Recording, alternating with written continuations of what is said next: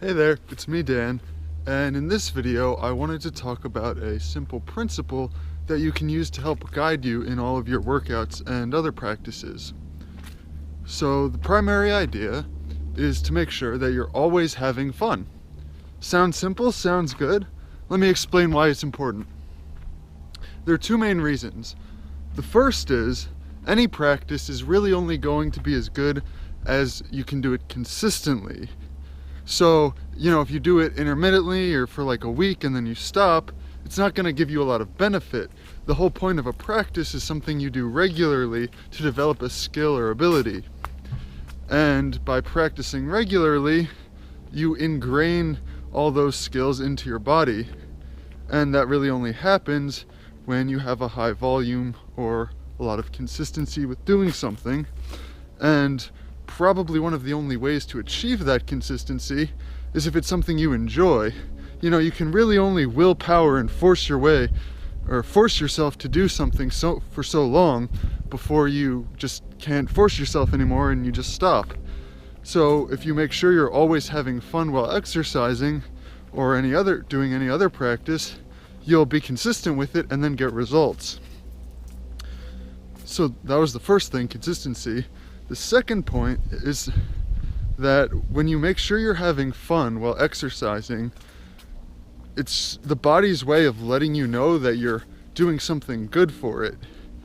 If you're pushing too hard and working out too hard, you're actually in a lot of ways doing more harm than good.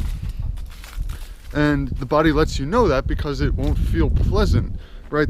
There's no trick about it. If it feels good for your body, then it is good for your body. If it feels bad, then it is bad, at least in the case of exercise and working out. Now you can certainly go to high levels of intensity as long as you're respecting your body and listening to what it's telling you as far as what's enjoyable and what's too much.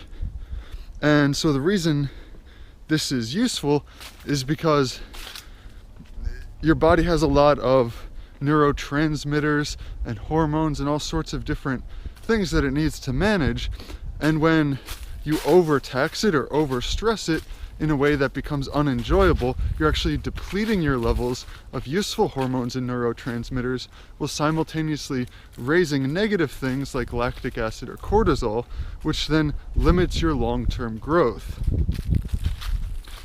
So by overdoing it, you actually limit your growth rather than enhance it.